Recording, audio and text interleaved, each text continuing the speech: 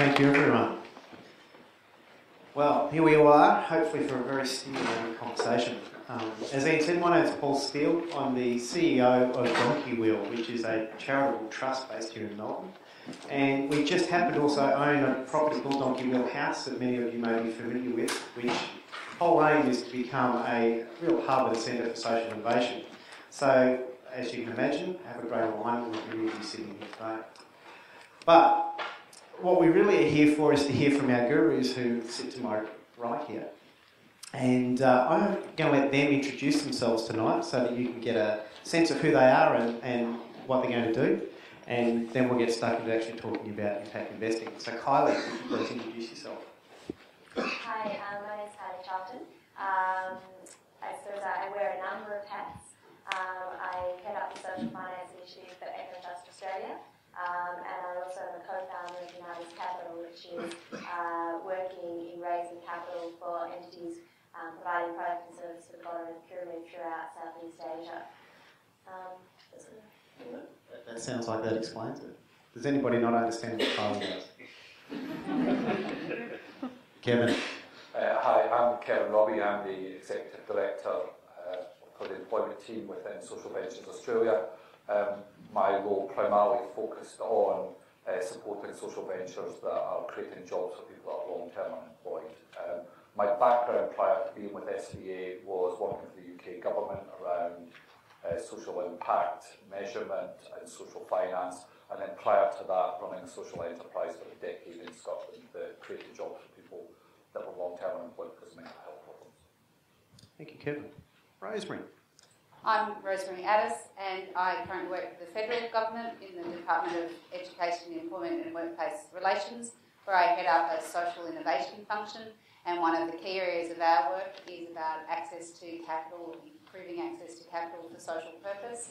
I've come to this job from a background where I've worked across all sectors, including in the private sector, senior roles in the community sector, in philanthropy and in state government. Fantastic.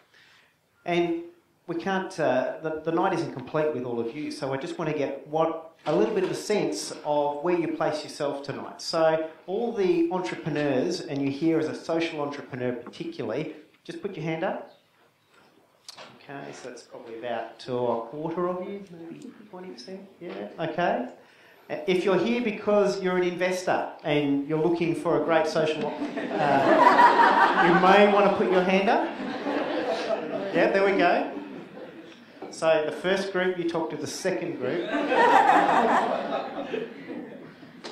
Is there anybody here actually running a social enterprise today? Come on, Becky. I mean, there's a few of you. Yeah, okay. Now, what worries me is that some of you guys didn't put your hand up as social entrepreneurs, but you're running them today, so that's good, that's good. Last but not least, what are the rest of you doing? Advisor, okay. So the intermediaries are always really important too. So put your hand up if you sit in that advisor, you're an intermediary, you make stuff happen between those entrepreneurs and the people with the money. Yeah, a couple of you can't quite put your hand up high enough. All right, so we've got some sort of sense of what's happening out there. I firmly place myself in the entrepreneur space. I've heard people refer to me as a serial entrepreneur, but I don't actually believe any entrepreneur is ever serial. They generally do things in parallel, and generally lots of them in parallel. So I refer myself as a parallel entrepreneur, and I'm sure many of you tonight would be familiar with that space. Impact investing. I'm sure you all have a definition in your head, or you're sitting there going, what the hell is impact investing? Well, tonight we're going to ask the gurus about just what impact investing in a definition means. So, Kevin, I'm going to do the politically incorrect thing and go guys first. Would you give us your definition of impact investing, please? I think, for me, I suppose trying to define impact investing is a bit like trying to define social enterprise. And when I came to Australia 3 years ago, I used to have a presentation that I did that was the 37 different definitions of social enterprise. Now that I've been in Australia for 3 years, it's up to 50. And I suspect that in about 20 years' time, it will be up to 100. So any definition of impact investing will obviously evolve. It's not going to be, solid. for me, it's that space between grant funding on the one hand, government contracts on the other, and for-profit commercial investing. And somewhere in the middle, there's this notion for me that goes, social enterprises are hybrid entities between non-profits and for-profits, and impact investing is the hybrid funding that you need to run those hybrid businesses. Fantastic. So we're all a lot clearer now. You've all got the... Kylie, are you able to add anything to that might be able to just clear up Kevin's 100 definitions for us? So impact investing is a term actually which was coined by a group which was convened under the Rockefeller Foundation, sort of through a period of about 2007 through to 2008. And I suppose the Monitor Institute first wrote about the term impact investing in 2009 with a report that they used. And I suppose in my work and in talking to people, I think of impact investing along the lines that Monitor expressed, and that really is proactive investment for both financial return alongside environmental and social impact. So it's not necessarily just negative screening, which you might see in typical stock selection, but it's actually investors making a really definitive decision to go out and look for business enterprise opportunities where they will actually achieve their financial return. So they'll invest $1, they'll get the dollar back, they might get some return as well, but they'll also get a social and environmental impact with their investments. Fantastic. And Rosemary? I have a similar starting point in terms of that intentional looking for the social or environmental outcomes as well as the financial dynamics. And building on what Kevin said, I agree that there's a spectrum between grants at one end and not just mainstream finance, but I would put at the other end of the spectrum things like private equity and venture capital. The financial returns are higher, so the risks often. But between those things, there is a whole spectrum of activity. Some of it might have quite low or even no or negative financial returns and quite high social impact. Some of it might have still very commercial financial returns. But for me, the point about impact investing is that intentional looking for the social or environmental objectives as well as the financial risk and return analysis. And for the three of you, what can I expect to get as a return on my financial investment? Depends on what you invest in. So impact investing can go across what I would say is sort of a range of sectors. So just as if in the mainstream I could invest in mining, I could invest in FMCG, you could invest in property, that's going to all give you a different return. So when you look at impact investing, I suppose the area of impact investing which might be, sort of in terms of the quantum of money which has gone into it, sort of over microfinance, if you look internationally, that was yielding anywhere from 5 to 6%.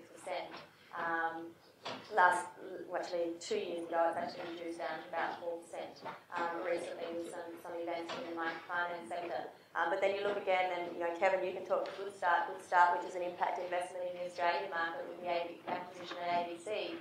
That's yielding 12% for those impact investors who went into the tranche which SBA sold.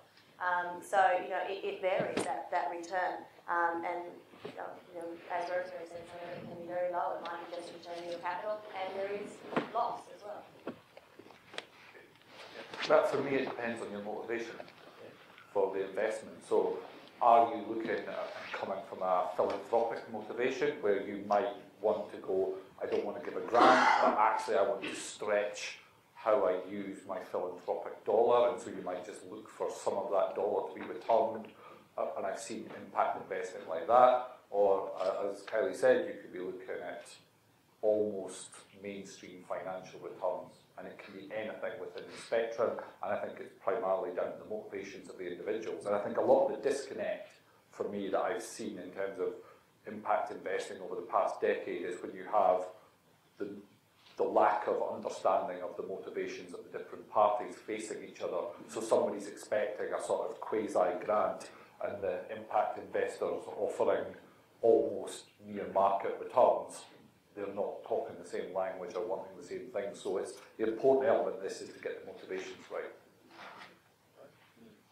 I agree with that, and I think It's also the motivations or the of the investors, as Kevin said, but also what the dynamics are of any particular transaction, and not all transactions are the same, and so depending on what the risk and return of the particular transaction is, one organisation, even a social enterprise, might be able to offer investors different types of returns for different types of engagement. If you're going to look to expand and build or buy a new building, then you might be able to do that on terms and with a level of security that gives investors comfort and adjusts the financial return that they're expecting, which might be very different from if you're looking to start up something new and there's no track record and the risk profile is higher, and also the ability of the organisation to repay might be different in those circumstances.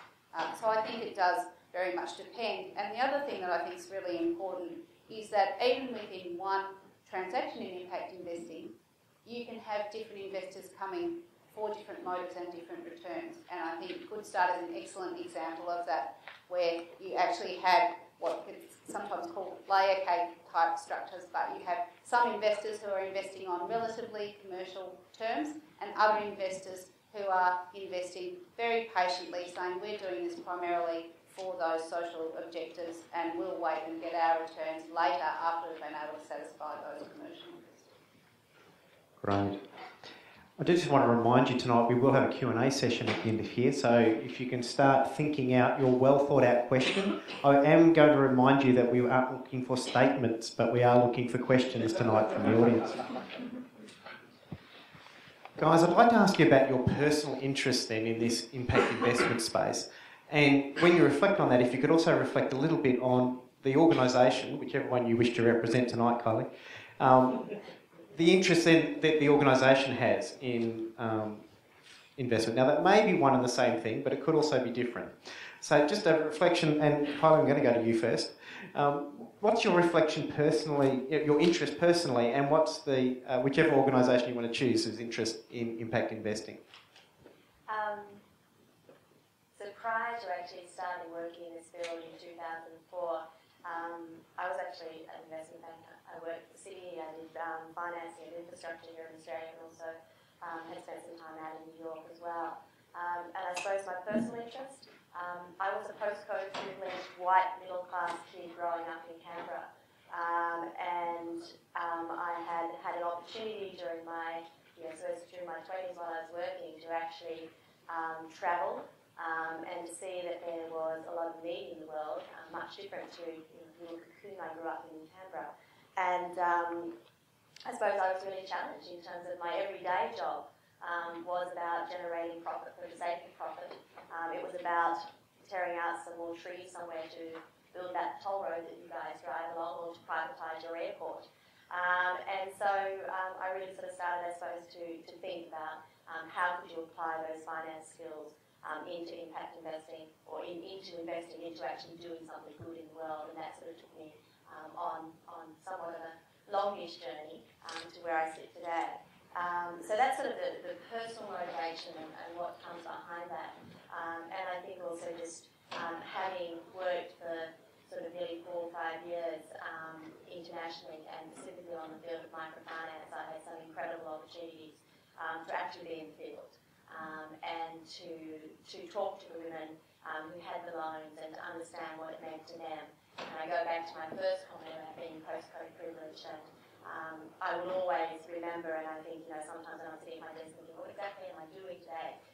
I'll go back to this incredible woman, Joyce, who I met while I was working out in Kenya on a housing project there, and Joyce actually headed up the building of the tiles that they were making basically for these houses that they were going to be building just outside the Rotary, and we were looking at how to provide the micro mortgages to the borrowers. And Joyce, I said to Joyce, she worked in this factory building the tiles for about 18 months or so, and every time I went back to Nairobi, you'd see more and more tiles sort of building in the field. And eventually, the last trip I did, there was houses, and so it was really exciting to see that. But I said to Joyce, what's the most exciting thing for you? And she turned to me and she said, I'm actually going to have my own bedroom. Joyce is she wouldn't be old enough to be my grandmother, and she She lived in the slums in Nairobi, and if anyone's walked through slums in the emerging markets, this was a 3 by 3 metre hut, and she was just like, I've always lived with my kids, my grandchildren, my aunts, my uncles. It was always lots of people in this 3 by 3 metre hut. And she said, I'm going to have a door which I can shut, and I can go in my own space and have some peace and quiet. And, for us who've grown up in Australia, that's just quite, it's not something you never think about, really. I mean, I suppose we all like that peace and quiet at times. But when I think about my inspiration and what drives me, it is recognising that, the situation I grew up in was extremely privileged, even as a middle class kid here in Australia. So that's a personal story. In terms of the organisations that I work for, I might be greedy and actually have to talk about both. You continue on the sort of emerging market sort of theme, I suppose. I co-founded an organisation called Unitas Capital, which was actually a group which I was running in a non-profit, and we basically spun that out, raised investment capital to be able to start what is essentially a financial advisory firm based in Bangalore. And we raised capital for social businesses, primarily in India, but also increasingly in Southeast Asia. Some of that is microfinance institutions, but also we deal with organisations which might be providing health product, which also may be looking at providing services or doing labour market services as well for those sort of basically physically disabled in India, which typically find it very hard to get work. We've also looked at things in solar lighting as well. So quite a range of different activities, but what's the motivation of the organisation? Very much it's a group of individuals who come together who have strong financial skills and experience within the mainstream finance, but are sort of looking for an opportunity to be able to put those to work, to be able to provide the skill or the access to capital for social entrepreneurs. Most of us within the firm don't consider ourselves social entrepreneurs. We consider ourselves bankers and financiers. But what we consider ourselves is with tools and capacity to actually help those social entrepreneurs realise their dreams. And I suppose that's what drives us as a company, to actually help those people realise those dreams, which ultimately allow individuals, families, children, women, men realise their dreams as well. Thank you, Kylie. You happy you covered enough? I'll come back to it later. Okay. All right. I'll weave it in. All right. Kevin. I suppose come at it from a different angle. I've always worked in the community sector. I remember about 14, 15 years ago, somebody describing me as a social entrepreneur, and I looked at them, I'd never heard the term, I was like, I'm not a social entrepreneur. So I probably have the same sort of thought process if someone ever described me as an impact investor. I'd be like, what's that? This is about making difference to people's lives. And so for me, that's been the big driver. Past 15 years of my life has been working around how do you create jobs for people that are excluded from the labour market. I worked with people with serious mental health problems, and I know this is a massive generalisation when you're talking about 100 individuals, but they were on average 14 years out of work, on average 18 months in psychiatric care, should have been in occupational therapy. What we were able to do in my organisation is create jobs for them. And the absolute frustration of doing that was we did it more cost effectively than traditional provision, but we couldn't access finance to grow and start and develop businesses. And so I got into this from the cutting edge of going, how do we access capital? We got lucky with our first tranche of capital, of money, because it was a philanthropist that gave us it. When we went to, it was for a guest house that we ran and created jobs for people with mental health problems. When we went to refinance that, it was an interesting experience for us, because I don't know if they would have described themselves as impact investors. We got money from the bank at that point, and they basically gave us a loan at 1% over base, which was unheard of in terms of a rate. It was because we had £1 million asset in the UK, but it was based on a track record of 10 years of trading history. We knew when we'd made mistakes, we could explain them, and so they were willing to loan us the money. And the investor who'd given us the money at the first 10 years had put something in the DNA of the organisation and everyone that worked there afterwards, which was based around this idea that he gave us the capital and went, right, this is a grant, no it's not, you're running a business, you can pay me it back. But it was interest-free, capital prepayment holidays when we needed it, a safety net that if we totally screwed it up, he'd have written the money off, probably. And so we never knew, it was unsaid. But it was this interesting bit in this would have been 1990. Had we gone to the bank at that point, this was a group of community activists with no experience of running businesses, never bought a business, had bought 3 businesses without doing the due diligence. Bank manager would be out there on the after dinner circuit at the moment doing the worst business idea he'd ever heard. And if we'd gone to a grant funder, they might have given us the money, but they'd have made us create 50 jobs in 5 years. It took us 5 years to break even, So it was just a different thing that somebody did, that all I've done is develop the ideas around that, around how do you actually get to the point where you're using capital differently. And for me, motivations are different. It's around how we create jobs for people, absolute frustration at seeing money spent badly. That's what drives me in this.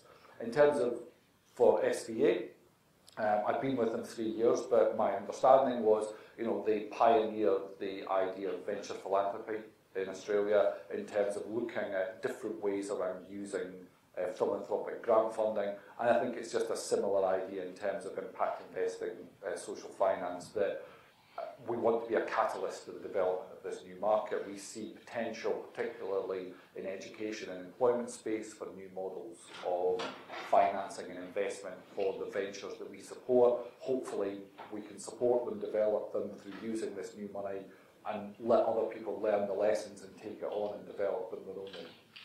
Thank you, Kelly. Rosemary. What drives me is really that we can all be part of social change, and that having been part in my professional life of a professional partnership, it really drove home to me this notion that there is no other, there is no collective thing. We're all part of the whole, and we can make decisions about whether we're actually happy with the status quo or whether we're going to be part of the change, whether we're going to be one of those people that Kevin mentioned that steps outside and does something differently and makes things more possible for change and for difference, or whether we're going to be one of the people who stands around in the tea room and says, I don't like what they are doing. And this was driven home to me one day when I was walking with a friend of mine, and I'd just become a partner and she wasn't yet, and we were walking around the lake and she was going the other day and she goes, oh my God, you're them. And I realised at that point that it actually was going to be a matter of choice. And that choice has led me down a number of paths that I never expected at that time, of looking at how can I make that personal contribution, and really having done a lot of homework on that, thinking that the place that real systems change will take place is where we can learn to work better across the skill sets and the interests from all sectors, to be looking at what's actually going to deliver better, more equitable outcomes for real people every day in their lives. Where I work in that is more at the helicopter view systems end, but that is still the motivation. And I decided that if I wanted to influence that and to work across sectors, that really you need to understand where other people are coming from, and so I stand in their shoes, and hence I ended up working in the community sector and then in government to understand the policy drivers as well. And I also fundamentally don't believe that we all have to make the choice of living our lives entirely up at one end of the spectrum where we're generating profits, or down the other end of the spectrum where we're working in the community sector for low wages, or as some people do, and some very generous people, running up and down in between the two. I fundamentally believe that we can actually take into account in a real way the social and environmental consequences of our actions the objectives of what we're doing, and if you're a big corporate, that you can still be making a social contribution, but be more intentional and conscious about it. You know, corporations employ people. Jobs are really important to the health of our society. And so I think we can be kind of too glib sometimes about where things sit. And so what drives me is opening up those possibilities of helping other people see that some of the things that seem hard to do or require us to think differently about how we might do it can be possible by making some concrete steps. And so against that background, being given the opportunity of my current role to help some people in government think about that, to help make available some more capital at the right time for social enterprises, and to get this conversation going and actually demonstrate that some of these things are possible was just too good an opportunity to pass up. Fantastic. I think one of the things that I find in the impact investing space more than just about any other space is the deeply personal convictions of people in this space. And I imagine probably for most of you in this room, there'll be a very deep personal story as to why you are here. You know, why that very special space between philanthropy and investing, just for financial gains. And that the stories that you've heard just from these three, I'm sure there's some resonance with some of the reasons that you're here tonight. I was trying to explain to my daughter what I was doing tonight. Actually, that's not completely true. I was trying to explain to my daughter what I do, not just tonight. And it is a complicated kind of process. But at some point she looked at me and she said, "Oh, I get it. All investing has impact."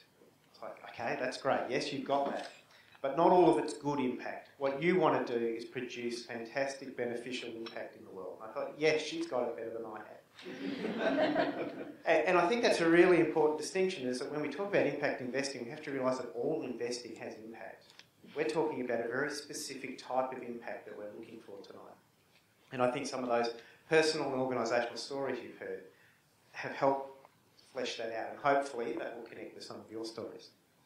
But impact investing isn't new. As Karen alluded, 1990 you were messing around in what you didn't know was impact investing, but was impact investing. I'm interested in what are some of the stories of the lessons that you've learned about what to do, what not to do, whatever story comes to mind around impact investing, but particularly around lessons that you've learned.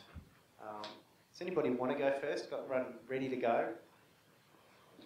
You don't all have to jump in at once. It's a long, hard journey. Okay. Kylie, please tell us about the long, hard journey. What I would say is,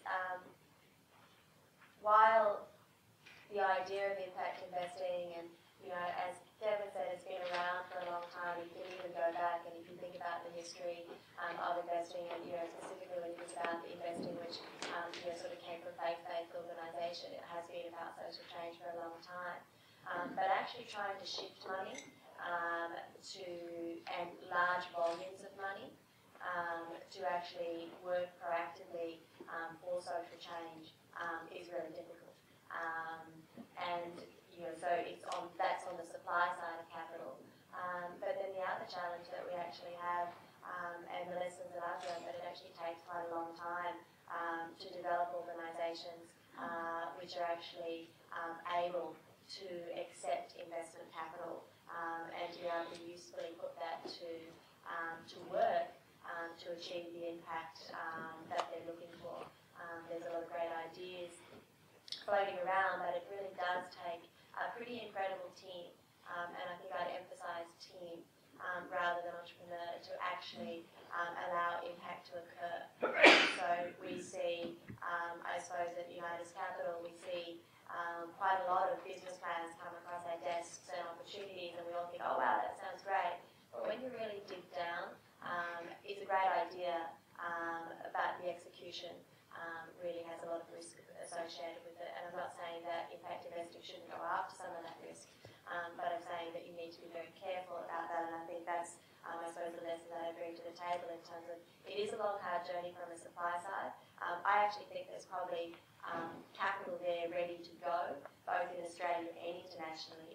I think our hardest challenge actually is finding the teams which are led by entrepreneurs but entrepreneurs which recognise the value of the whole to be able to really put money to work.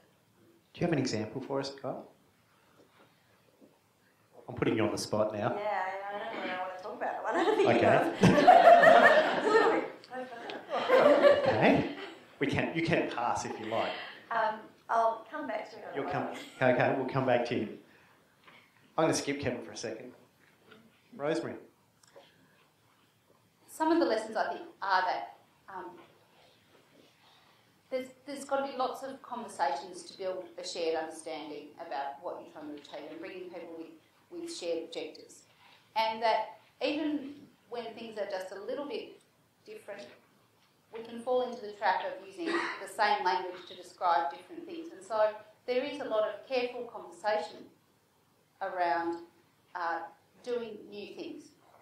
And that applies when you're doing any new things, and many of you will have experienced that yourselves. Communicating effectively to people what it is you're trying to do and find those areas of shared purpose is really important. The other thing that I think I obviously agree with Carly in relation to that it's about the demand side and the supply side of the market, and also bringing those two together so that they can have those conversations where you find the shared purpose, the ways you can work together. I think Kevin's example from before is a terrific one, that you were able to find people who were willing to support the business on terms that you could accommodate within the business. But that takes a lot of conversations, and it takes a lot of openness in those conversations too, because you're not going in and just filling out the standard boxes and doing it that way. It is challenging people to think a little bit differently, and that can be challenging as everyone's trying to go along and actually satisfy the requirements of their job, and might be worried that they're going to be on the line. So I think that having the conversations is really, really important, and building the understanding of the needs and interests of the different parties. So as Kylie said, people providing the money have to understand the risk. It's not that they might not be prepared to take risk, they need to understand what risk they're taking, and that takes an openness, and it takes a development of some of the systems that might be less comfortable for someone who's really busily trying to get the trains down in front of this track of their social enterprise before the train comes along. And so to say, well, we need to see more systems, or there's got to be some reporting around that, can sometimes be an uncomfortable conversation, and we need to get better at having those conversations. Lots of other learnings, But Rosemary, I'm going to push you as well. Can you give us just a really ironclad example of something that you've seen that has worked or not worked, that has had those kind of issues?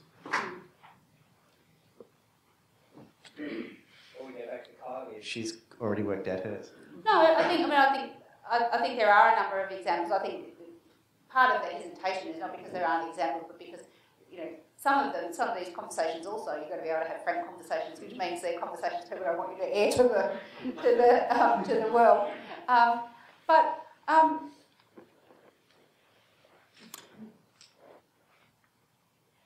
think a good example is when you talk to people about philanthropy, for example, and there are lots of very generous established philanthropic institutions that are used to a notion of having the investment of the corpus of their philanthropic fund quite separate from their giving. And so opening up the conversation that says maybe there are ways, leaving to one side some of the regulatory challenges, but even within the current regulatory regime, that you could better align the kinds of things that you look at to make the money to keep the foundation going with where you give the money.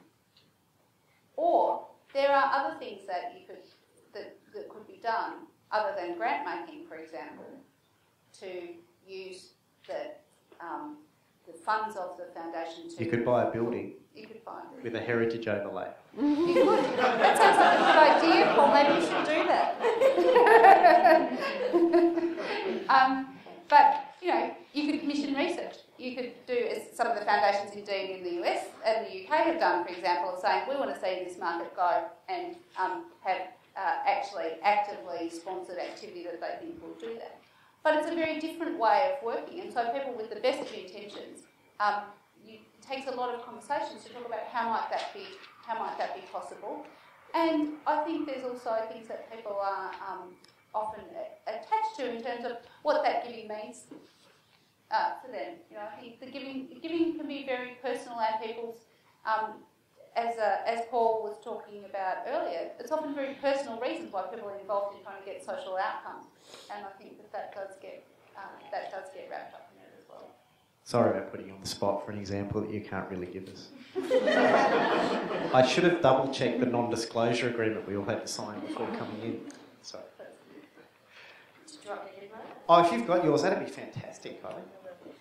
So I'm working on 2 transactions, I suppose, at the moment, which are with United Capital. One, I won't name the actual companies because I can't do that, but I think that the lessons, one is a company which provides product in the Philippines, and one which actually works globally as well. But I think the key things which have come out, and even I had a phone call earlier this week with one of the investors that we're talking to, is number one, know who your investor is and really get to know them early on would be a lesson that I would say to people. And that goes both ways, from the investor side and also from the entrepreneur side. So really know and understand who they are, make sure, I think Rosemary or Kevin, I can't remember, talked about motivation, understand that motivation. But then I think the other really big lesson is, as an entrepreneur, you need to understand that an investor is going to ask you hard questions, and they're going to want you to provide information to them. And we've just recently had a situation where we've been working on a transaction for actually nearly coming up to 12 months. We're raising about $3 million for a company up in the Philippines. We've got 2 European investors, quite sophisticated impact investors out of Europe. They both have long-standing funds that they've been operating. And really they're wanting to know more information about the governance structure, and they're wanting the management team to really be able to communicate and to demonstrate to them in their conversation and in their actions that they're going to engage in a governance structure which gives the investors confidence of the longevity of the relationship. And then also of not just the longevity, but the openness of the relationship. Because most impact investors actually want to have engagement with the companies that they're investing in, and they want to have ability to bring influence to those companies. And often, as I think I've seen entrepreneurs, and this isn't just the one I'm working up in the Philippines, but also the one which is a global company too, entrepreneurs often believe, because the business they've built is often like their baby, that they're the best father this baby could ever have. And sometimes it's actually not the case. Especially when the baby's about 5 or 6 or 7. Sometimes you really should do that swap out. I'm not a parent, so I can say that. But I think people need to recognise where their strengths are. And I think that's a really important thing to understand, because investors do look for that. And sometimes teams or entrepreneurs are right at the right sort of time, but not at the next time. And I think these are things we see constantly in our business at United Capital about, as I stressed before, the importance of the management team and of it being a team. Finding out who that right people are, that right team is. So sort of takeaways: know who your investor is. Know the investor is going to want to know a lot about you. And you know that that's not just a one-time conversation, but it's a long-term conversation with the investor as you build that relationship, especially these businesses we're talking about. The investor's becoming a shareholder. It's not just a loan agreement which is going to mature after 3 or 4 years' time. These are long-term investors which are looking for shareholders. Thanks, Kylie. I have another example now. I'm very interested. Is it short? It's short. Fantastic. All yours, Rosemary.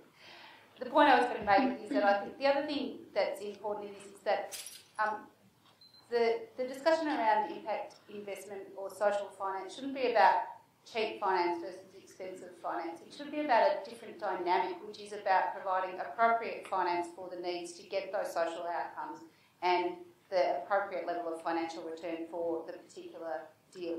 And that requires people to think quite differently. And the example that I was going to give about that is that it's becoming more common in Europe now for some deals, for example, to have community guarantees or to really bring the community into the investment.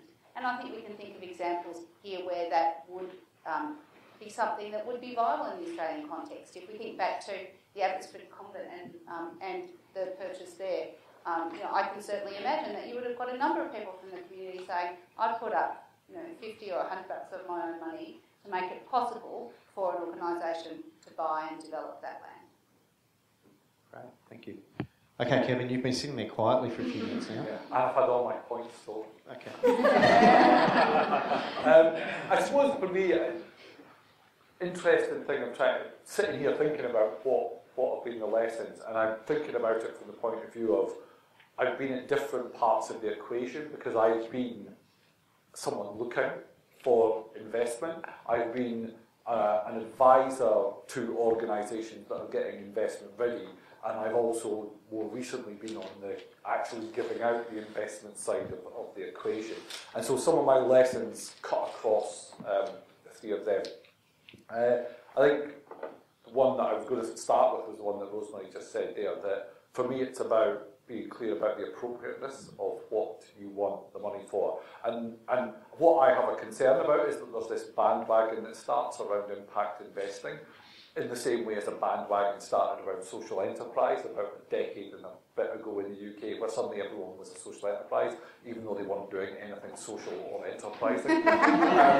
So, for me it's this bit of, there's this notion that grants are bad. And actually, I don't see that. There's a place and a purpose for grant funding and for philanthropy, and actually, we just need to be clear about what's the most appropriate finance for me and my organisation in the point of that. I think the other parts that I've observed as I've gone through this journey are, I think a lot of investors, and some of these are grant funders, struggle with the notion of receiving applications, because I just have this view that a really well-written business plan in the hands of an idiot is not that good, and a half-baked plan in the hands of a really good team will get you somewhere.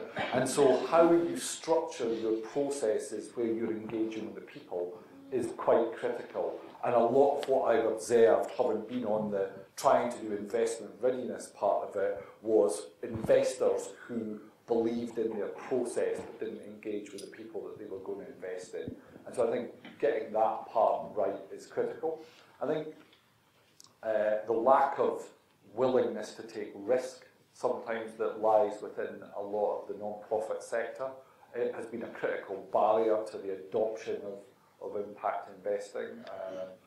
I think not understanding markets. Again, if you run a social enterprise and you don't even have the basics of who the customers are that are going to buy your products, then impact investing is almost a ridiculous thing to be thinking about. So there's loads of lessons along the way. And I suppose the other one for me that hangs there, that isn't just an impact investing thing, but is more a general impact thing, that and I think Rosemary alluded to this as well, that if you look at the research evidence that's coming out around how you tackle serious social problems, then all the research evidence is saying this has to be done collectively. But actually, the vast majority of impact investors, whatever their persuasion, and the vast majority of organisations work on a one-to-one transaction. And so then you go, well, why are we not solving things? Why are problems still persisting? And actually, impact investing is, for me, a step on a journey to us actually getting to collectively having impact. And that's part of the reason I think that the definition is not that important, that ultimately this is about how we achieve impact, the investment element of it is not that fancy. So as you hear, I think this area is one that has multiple challenges to it, but also requires us to think in quite complex ways where we're blending lots of different aspects of what we've known in the past as quite individual silos. And so a lot of the challenges seem to me to sit in that bringing together. And I think when you opened, Kevin, you talked about the different spaces and, impact investing sits in the middle. And somehow we have to develop the skills and the aptitude towards those multiple different disciplines and be able to bring them into the one space. And I think that's true for both social enterprise and for impact investing. We're actually going to cut to you guys now for a few questions. I am going to let the panel know I'm going to come back to you just for some final comments at the end. So particularly if you can be forward thinking, what's impact investing going to be in 5 years or 10 years or, I don't know, sometime when you guys retire? Way out there. But for now, can we just go to the questions from the floor? Rebecca? Thanks. There's probably letting you direct the question. Sorry. I was just letting you ask it. It's a government-related one, so okay. Any of you can take it. There's probably a number of us in the room, Rosemary, who are existing today because we've got Jobs Fund or innovation funding. And that has been, I think, an amazing stimulus for a whole bunch of activity in Australia.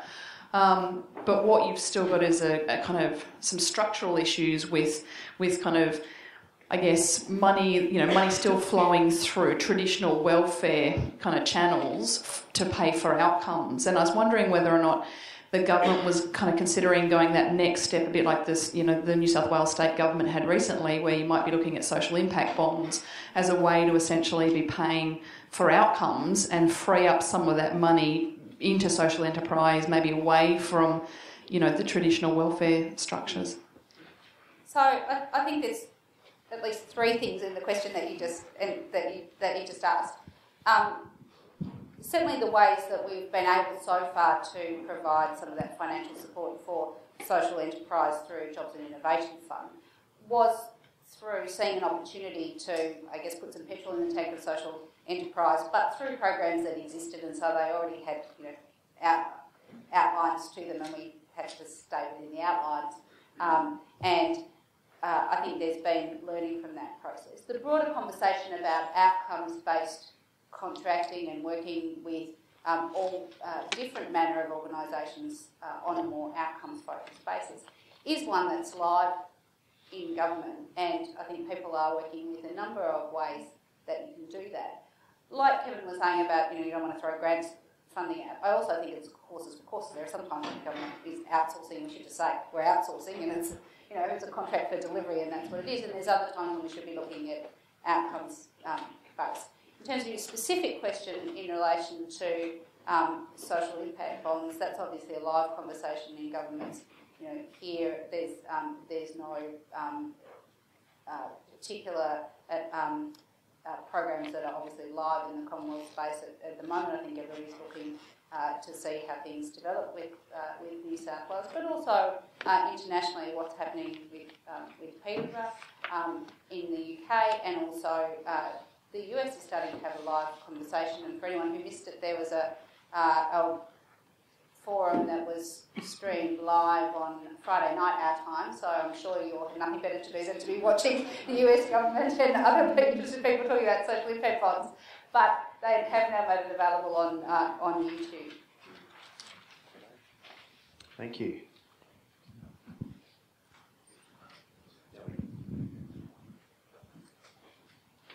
Could you just state your name just before you ask your question? My name is Cameron Burgess. My question, which is for all three of you, is that being an entrepreneur is inherently risky, and being an investor is inherently risky. And how do you see that the social contracts around the flow of financial capital towards entrepreneurs needs to change in order to support more effective financial flows towards them? Who'd like to start on that one? Kevin? Yeah, I think bridging the risk gap is probably one of the biggest challenges that's there in terms of the development of impact investing, and particularly the development of impact investing in Australia at the moment. My background's coming from the UK, where there's a plethora of impact investors, social financiers, however you want to define them, ranging from people who are trying to do more with grant funding and hence are more orientated around or willing to take risk because they've actually written the money off anyway, versus people that are doing stuff for more conventional financial return. I think that there's not the filling in of the gaps in Australia yet so there's still, I think, to go from one to the other, the gap's still too big.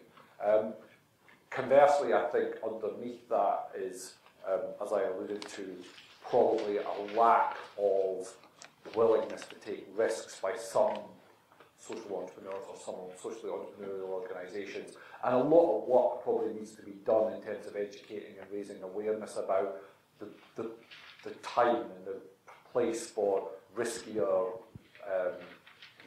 types of investment, because ultimately no one wants to be investing in something that fails. That's bad for the beneficiaries, bad for the organisation, bad for the investors, bad for the government if they're an investor. And so I think there's a lot of education, awareness raising work that's to be done around that. And, and I put myself in the same category of, even from my lesson learned example when I was doing this. How many people are familiar with the Razzies? Does anyone know what that is? Yeah, one or two. These are the opposite to the Oscars, so that you win them for like the worst film of the year. Well, I probably won the Razzie equivalent on business advice about 7 years ago, where I did 4 months of work with an organisation to get them investment ready for a £700,000. So that used to be about $1.5 million, but it's about $2 now. The investment from a social investment Scotland, and when we got to the final stage, it was for a building, for them to purchase the building and replace their rental with an actual building that they owned. We worked out that the board wouldn't take a loan, and I'd never asked that question of the organisation, and then I'd done all the work. So even education for, I learned that painful lesson from wasting time doing that type of work, and so even education of the intermediaries in this space around how they can encourage and foster the right attitude towards when risk is right is probably a critical element of this equation. Ladies, do you have anything to add? Yeah, I think in Australia we haven't really yet grown up about that, whether we're talking about social or commercial enterprise, and it's about a portfolio approach. But I think what is different in the commercial markets, or where we're talking about what's recognised more as commercial R&D or commercialisation, is that you have grown up that cohort that Kylie was talking about before and that Kevin was just alluding to, of intermediaries and advisors and others who understand it, to be able to look at the risk, look at the business models and actually get comfortable with the level at which they're prepared to put money in. I don't think we're anywhere near that in relation to businesses and enterprises that have a more social focus yet. And so actually developing the expertise, the familiarity with the dynamics of the business and the market and the environment in which people are working, to be able to develop some of those models so that we can have people who can say, yeah, we can get comfortable with what the risk and return is here, and also a portfolio approach, because investors aren't going to want to put all their money in the highest risk, earliest stage investments. But most investors who are sophisticated understand about portfolios and where they want to play. And so I think we can learn lessons from how the venture capital market has developed in other parts of the economy for how we look at the social part as well. The only thing I would add is the contract needs to reflect the motivation of both sides, and also what the end objectives are on both sides. I think it's really important to lay that down from the front. And if you talk about contract in a sort of broad sense, but I'm actually starting to talk about the contract you write down when you accept an investment needs to reflect that motivation, and it needs to reflect what the end objectives are. To the extent that if you're talking about exits on equity, you need to be able to actually define what they may look like, because it's a pretty nasty conversation 5 or 7 years later if you haven't sort of thought about that. All right, we have another question here in the middle.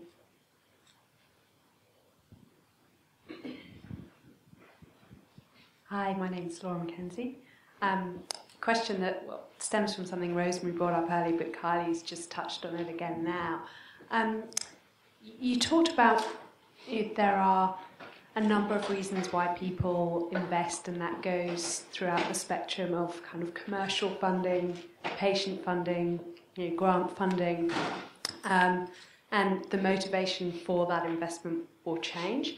Can you give me some examples of how you, both in Australia and perhaps Kylie and sorry, I've just forgotten, and Kevin overseas, how you have overcome those tensions of expecting different outcomes and different exit expectations? It's a great question, Laura, and I actually think it actually comes down to the long conversation at the start. I mean, with United Capital, when we actually are doing due diligence on deals, we actually will sit down and look through the investors. We have relationships with quite a number of investors around the world which have different motivations. So they may be funds which are targeting certain returns, or they're targeting certain geographies or different sectors. They may be philanthropists which are looking to use their corpus that they're going to talk about, or they may be really, sort of pretty hard-nosed commercial investors who are recognising that there is a financial return within the areas that we're working in. And you really need to analyse that up front as to where you can get alignment.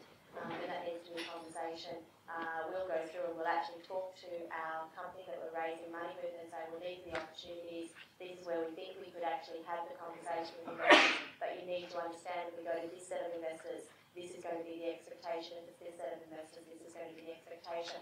And that's going to then either narrow or broaden the field of capital which you could apply to. So I think that upfront recognition of what you want is just good. I mean, I think for me that there are probably two elements to it as well. I think if you're talking exit, then for a lot of social enterprises, particularly in Australia and ones I've seen in the UK, exit isn't really an option. They don't have a plan to exit until they've solved the social problem that they're tackling. And so the notion of, and because often the company structures that they have don't allow shareholding. And so from that point of view, the exit equity element of this is quite difficult, because that tends to be where some of the riskier capital comes from.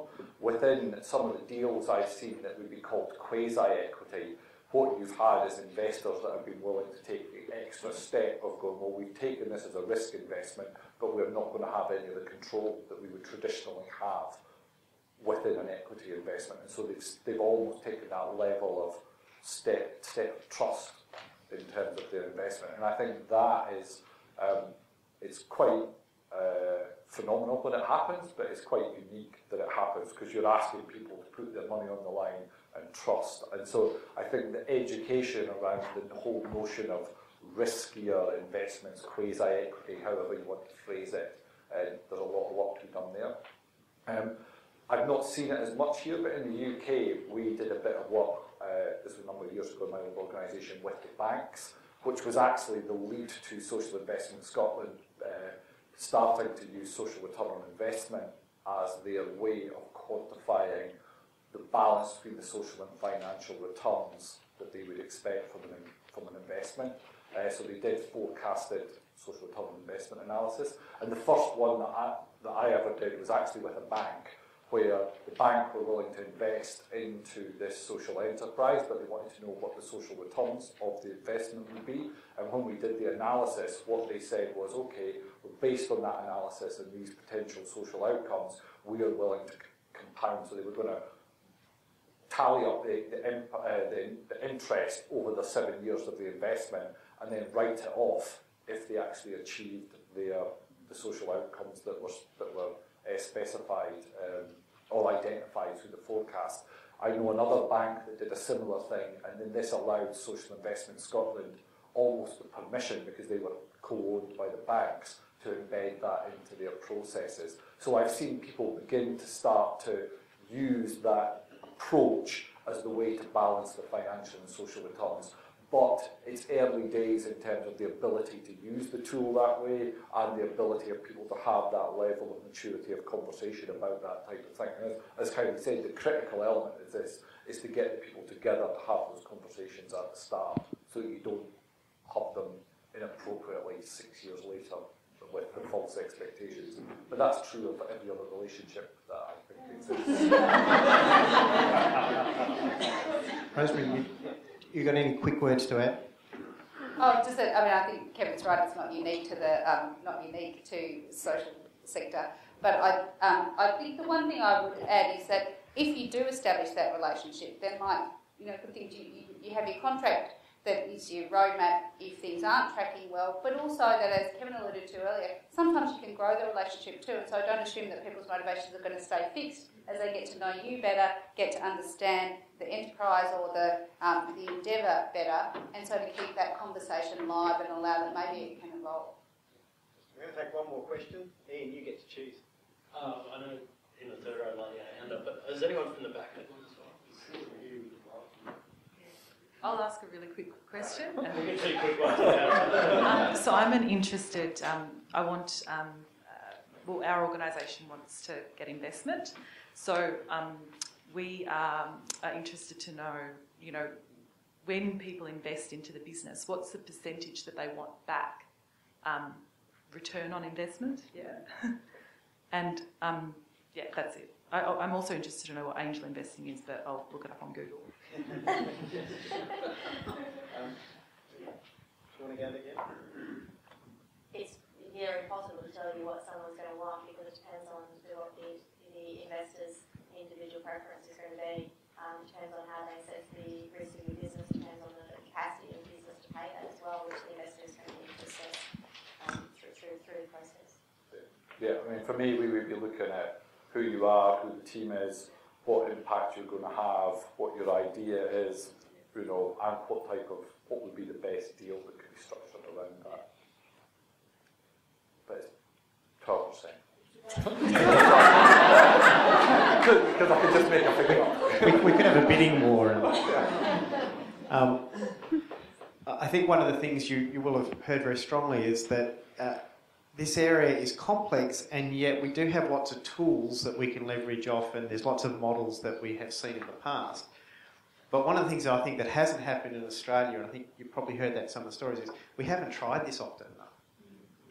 We've talked a lot about it, we've looked at a lot of things, but ultimately the thing that's really going to make the difference in impact investing is when we make some impact investments.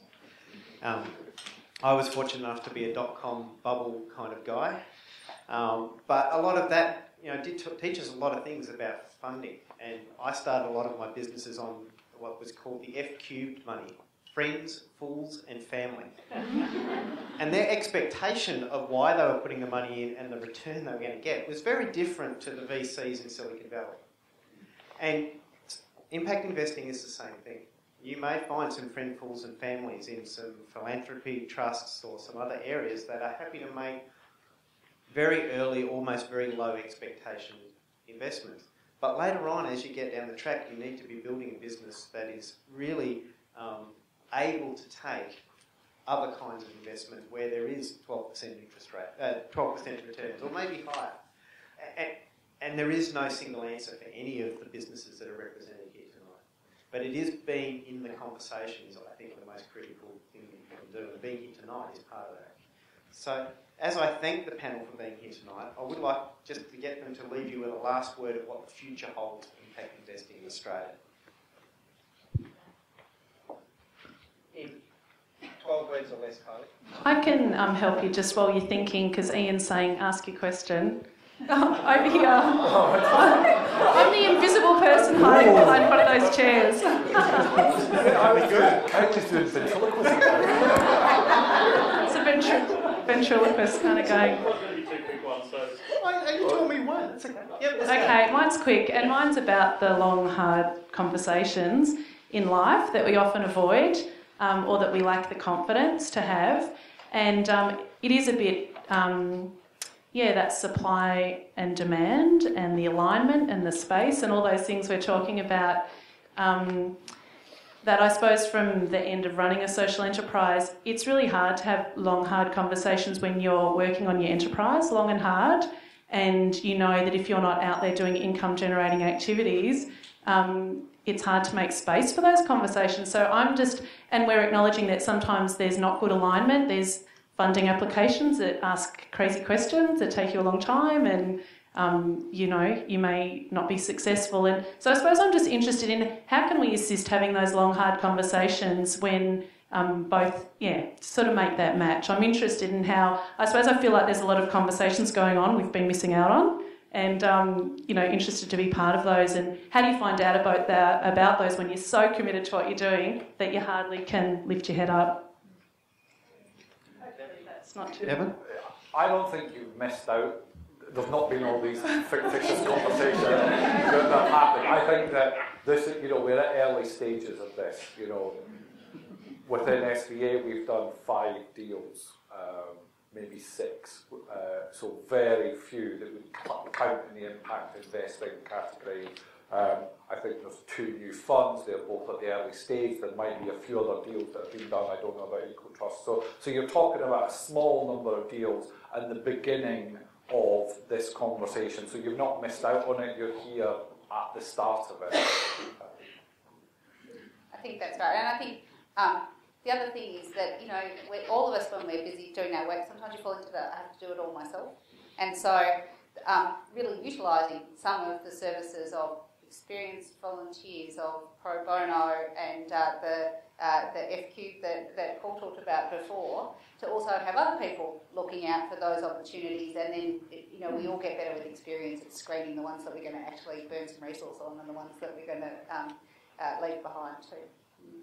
And I have to say, I keep talking about teams, but try to think about that team and build capacity and expertise in that team for someone to think with a financial hat on. I think that's really important, because many social enterprises, you are right, you're out there every day thinking about what your impact is going to be, what your social impact is, but you need many people around the table probably to achieve that and implement it over a period of time, and you do need someone with that financial hat to be able to sit side by side with you. So think about that. I know resources are always tight, but it is important because it will set you up for the long term.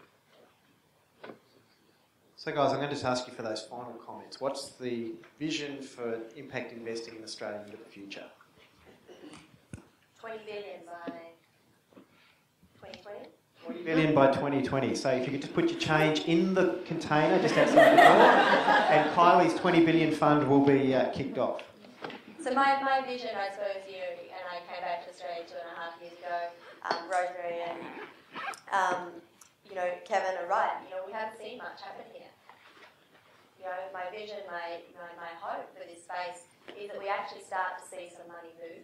It's going to be small in the first instance, but it's going to build track record, it's going to build evidence to start to move what we would call traditionally more mainstream capital into this. And if we can get just 1% of capital, which is in assets managed under sort of asset under management in Australia, to flow to this area, it's 20 billion. It's a significant figure, and that's a significant social change. We'll have to all convene back here in 2020 and just add up our money. Kevin? I think it can go several ways. So it become a bandwagon, people jump on it, doesn't actually do anything. It can be a false dawn because there's unrealistic expectations. And I remember somebody saying to me once, "Oh, you've done an investment into X business, how's it going?" And I was like, "Well, it's going fabulously." But we did give them a 2-year repayment holiday, so we don't know if they're going to ever give us the money back at this point. So, you're talking about putting money into organisations over a 5 to 7 year period. So actually, we might not know if this works for 5 to 7 years. And I'm just concerned about the hype that can build up around it. But conversely, you could, I came from the UK where back in 1999, there was hardly any money at all. Now there is probably just short of $1 billion in various social finance funds there across a whole range of players, primarily catalysed by government. So again, it depends on how much the government want to get on board in terms of this as the catalyst to releasing money from the private sector further down the line. So it could go either way, but I hope that it goes down the route that Kylie says. But then I may be becoming a bit more Australian now that I've been here. Rosemary?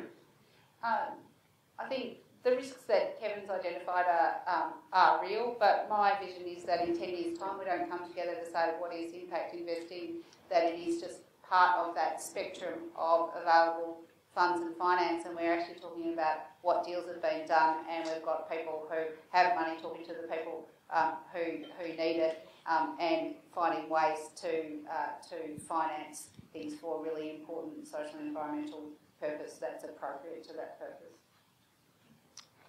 Thank you to our panel. I think if you really can find that personal motivation, some of those stories you heard early on, and find out what it is that actually drives you towards impact investing, whether you're an investor or one of the intermediary advisors out there, or the social enterprise team looking for that investment. What is it that's really driving you to it? And are we able to see the kind of future that at least Kylie's talking about? Hopefully we can avoid some of the future that Kevin's described for us. And if we really did work together in this space and take the opportunities to do something, so we do move just beyond the conversation, I think there is a bright future for impact investing as we move forward. Would you put your hands together, please, for our panel?